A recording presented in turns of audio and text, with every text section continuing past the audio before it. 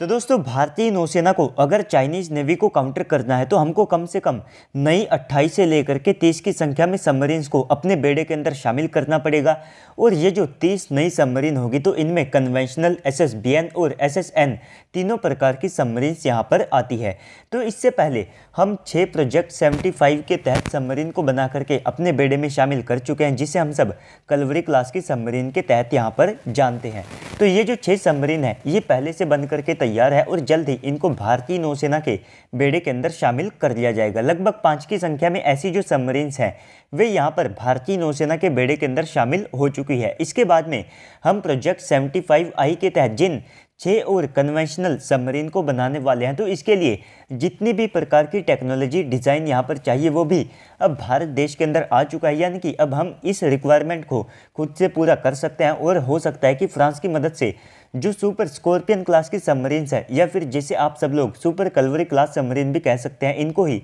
अपने देश के अंदर बनाएंगे, क्योंकि इनके लिए एक जो AIP सिस्टम है वो भी भारत ने तैयार कर लिया है डिज़ाइन। और यहाँ पर जो प्रोजेक्ट 75 के तहत हमने 6 कलवरी क्लास की सबमरीन खरीदी थी तो उससे भी भारत को सबमरीन टेक्नोलॉजी में काफ़ी ज़्यादा मदद मिली है। तो इसके बाद में अब बताया ये जा रहा है कि भारतीय नौसेना अपने 6 SSN क्लास के प्रोग्राम के ऊपर और अपनी जो S5 क्लास की सबमरीन्स है इनके ऊपर सबसे ज़्यादा फोकस करने वाली है। और इसके लिए जो निर्माण है वो भी 2025 से शुरू हो जाएगा, क्योंकि अभी के लिए हम जिस प्रोजेक्ट 76 अल्फा के तहत 6 SSN क्लास सबमरीन्स को खरीदने वाले हैं तो यहाँ पर इसके डिज़ाइन का जो प्राइमरी वर्क है वो 2025 तक पूरा कर लिया जाएगा। साथ ही साथ यहाँ पर इस प्रोजेक्ट के तहत हम 6 SSN क्लास सबमरीन को खुद के देश में बनाने वाले हैं, जहाँ पर हम थोड़ी बहुत जो मदद है वो रशिया और फ्रांस जैसे जो हमारे विश्वसनीय पार्टनर है यहाँ से ले सकते हैं। जो SSN क्लास की सबमरीन होगी यहाँ पर सबसे ज़्यादा चांसेस है कि भारत के द्वारा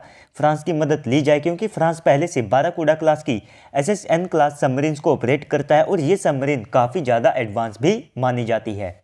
बस इस प्रोग्राम में फ्रांस को लेकर के केवल एक ही समस्या है कि फ्रांस हमको अपना 150 मेगावाट का न्यूक्लियर रिएक्टर देना चाहता है। वहीं पर अगर आप हमारे बार्क यानी कि भाभा एटॉमिक रिसर्च सेंटर की बात करते हैं तो इनका ये प्लान है कि हम खुद के ही देश में जब 190 मेगावाट के न्यूक्लियर रिएक्टर को बना सकते हैं तो हम क्यों यहाँ पर फ्रांस से 150 मेगावाट के न्यूक्लियर रिएक्टर को प्रोक्योर करें, क्योंकि हम पहले से अपनी जो अरिहंत क्लास की सबमरीन है इनके लिए एक 83 मेगावाट का स्वदेशी न्यूक्लियर रिएक्टर बना चुके हैं। अब इसको अपग्रेड करके हम भविष्य में 190 मेगावाट का न्यूक्लियर रिएक्टर यहाँ पर बनाएंगे। तो ये जो हमारी 6 SSN क्लास सबमरीन होगी तो इनका जो इंडक्शन है वो 2030 से लेकर के 2032 तक पॉसिबल हो पाएगा और इन सबमरीन का जो डिस्प्लेसमेंट है वो 6000 टन के आसपास होगा। और ये जो SSN क्लास की सबमरीन होती है ये SSBN क्लास की सबमरीन के कंपैरिजन में काफ़ी ज़्यादा फास्ट यहाँ पर मानी जाती है। साथ ही साथ यहाँ पर इसके बाद अगला जो नेक्स्ट टारगेट भारतीय नौसेना का रहने वाला है तो वो हमारी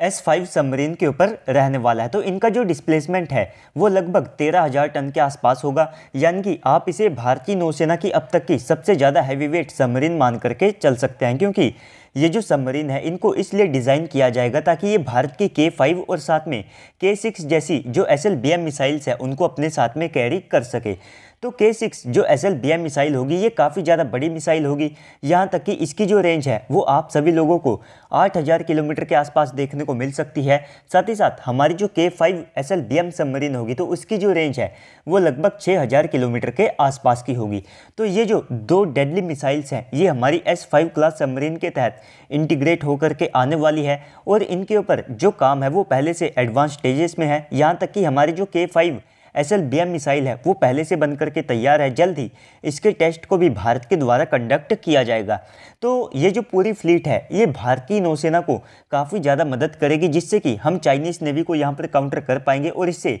भारतीय नौसेना की साइड में गजब की फायर पावर ऐड होने वाली है। क्योंकि सबसे पहले तो ये जो सबमरीन है ये न्यूक्लियर रिएक्टर का इस्तेमाल करने वाली है, जिसके कारण इनकी जो रेंज है वो अनलिमिटेड होगी, जिससे कि ये कहीं से भी अपनी जो मिसाइल्स है इनको फायर कर सकती है। इसके बाद में इनकी जो मिसाइल्स हैं ये भी एक ICBM कैटेगरी के अंदर आएंगी, जिससे कि ये पूरे यूरोप, अमेरिका और साथ में जितनी भी पूरी दुनिया के अंदर जगह है वहाँ पर इन मिसाइल से भारत हमला करने में कैपेबल होगा। तो कुल मिलाकर के ये सबमरीन भी हमारे लिए काफ़ी ज़्यादा इम्पोर्टेंट होने वाली है और इनके ऊपर फोकस आने का ये मतलब है कि हमारा जो अरिहंत क्लास का प्रोग्राम है और साथ ही साथ यहाँ पर हमारा जो प्रोजेक्ट 75 आई है, तो इनको लेकर के जो समस्याएं थी उनको यहाँ पर सुलझा लिया गया है, जिसके कारण अब फाइनली इन सबमरीन का जो काम है वो यहाँ पर शुरू किया जाएगा। तो दोस्तों ओवरऑल इस पूरी वीडियो के बाद अब आप सबको क्या लगता है कमेंट सेक्शन में बताइएगा। साथ ही साथ अगर आपको वीडियो अच्छी लगी है तो वीडियो को लाइक कर दीजिएगा। अगर आप चैनल के ऊपर पहली बार आएँ तो प्लीज़ से चैनल को भी सब्सक्राइब कर दीजिएगा ताकि आपको भविष्य में भी